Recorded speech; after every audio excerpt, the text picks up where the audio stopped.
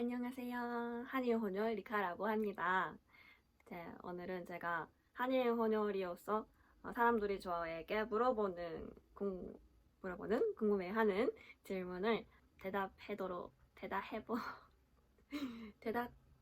대답해보도록 하겠습니다. 제가 이렇게 영상을 찍으려고 하면은 한국말이 잘 안 나오네요. 한국말 능력이 부족하기도 한데요. 네, 가볼게요.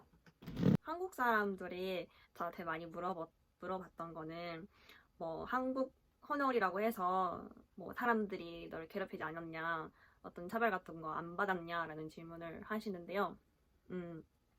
결론으로 먼저 말하면은 저는 그런 조금 초등학생 때 어린 남자애가 저한테 키무찌라고 놀릴 때는 있었는데 그런 거 말고는 그런 차별이나 그런 거는 안 받았었어요.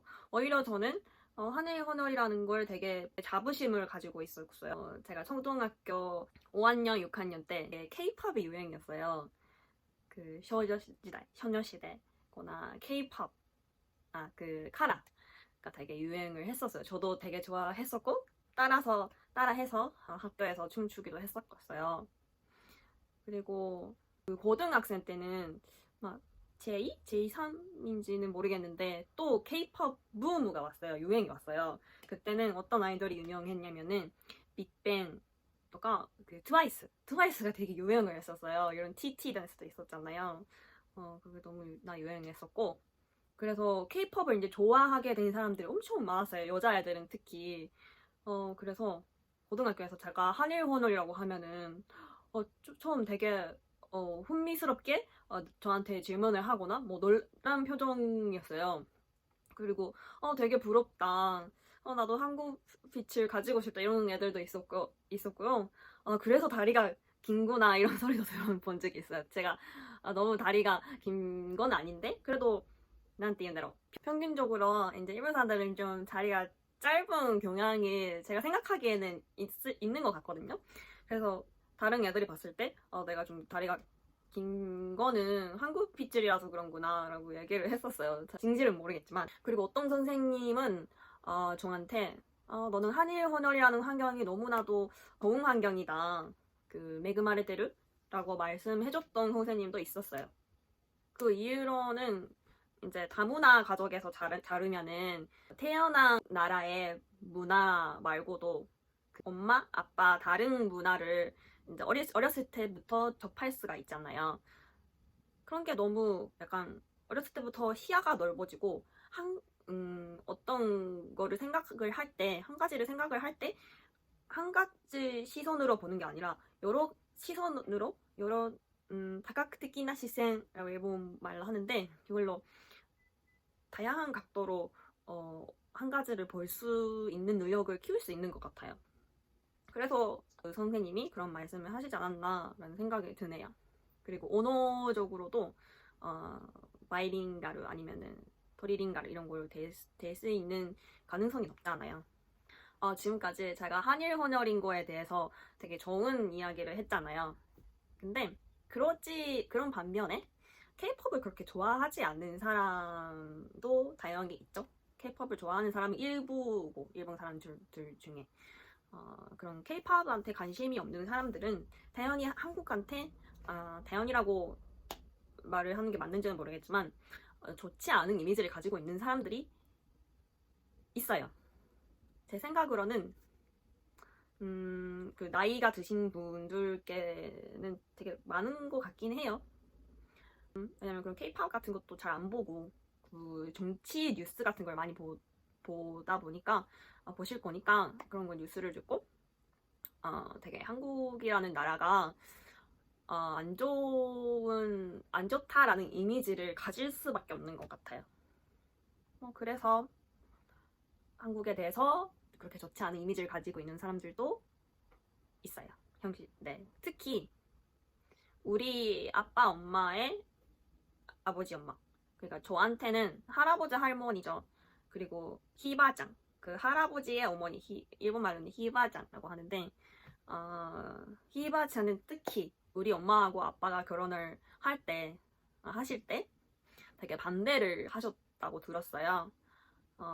그때는 한국을 약간 조생 이렇게 불렸을 때 시대였을 것 같아요. 그래서 우리 집에 그 조선에 뭐 한국에 이 사람이 며느리로 온다는 게 되게 그 희바장 입장에서는 되게 싫어했었나 봐요. 되게 편견 같은 게 있었나 봐요. 우리 할아버지도 그렇고요. 되게 엄마는 한국 사람이라서 제가 약간 나쁜 일을 하면은 혼날 때 약간 일본에서는 마고노떼라고 하는데 할아버지 할머니들이 약간 등이 가려우면은 이렇게 긁는 그러니까 뭐 이런 게 있거든요. 그걸로 이제 저를 때렸었어요. 약간 허벅지 앞에 부분을. 거기 맞으면 엄청 아프잖아요. 그 뼈도 있는데 근데 거기를 팩팩 뭐 울고 있으면은 그만 울어 뭐 뚝 이러면서 픽픽 이렇게 맞았었어요. 엄청 아프거든요. 여러분 한국 분들은 잘 아시겠지만 그 반면에 우리 아버지는 진짜 되게 사실 착하다는 말이 맞나요? 사실 그때 어떻게 보면은 애들한테 좀 아마이 아버지였어요. 고도모니 아마이. 그래서 어렸을 때는 엄마보다 아빠를 좋아했었죠. 뭐 아빠가 집에 들어오면은 막 아빠 왔다 하면서 달려가는 만큼 좋아했었어요. 제가 일본에서 태어나고 자랐잖아요. 한국에 그렇게 길게 살지는 못했는데 그래도 어렸을 때부터 뭐 1년에 한 번 정도는 방학 때마다 한국에 갔었어요. 대학생 때는 2년 휴학을 해서 한국에 2년 동안 한국에 가기도 했었어요.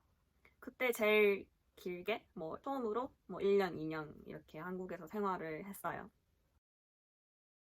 사람들이 뭐 헌혈이면은 뭐 태어났을 때부터 한국말 엄청 잘했겠네 뭐 이런 말씀을 하시는데 저는 솔직히 그 헌혈이 특권이라고 할 수 있는 게 그 태어났을 때부터 언어를 두 가지를 할 수 있다는 거잖아요. 근데 저는 아쉽게도 저희 어머니가 일본말을 엄청 잘하셔가지고 어느 정도 잘하냐면은 말을 안 하면은 아예 한국 사람이라고 못 알아볼 정도로 알 수 없는 정도로 잘하셨거든요.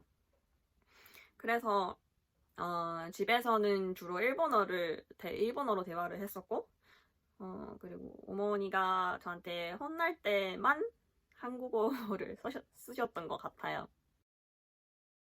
그리고 제가 10살 때 필리핀에서 생활했었던 경험 했었어요. 거기는 한국 사람이 운영하는 료에서 살고 있었고, 그 료에서는 한국 사람들이 많이 살고 있었어요. 이제 거기서 처음으로, 한국 일상 대화 습득을 했어요.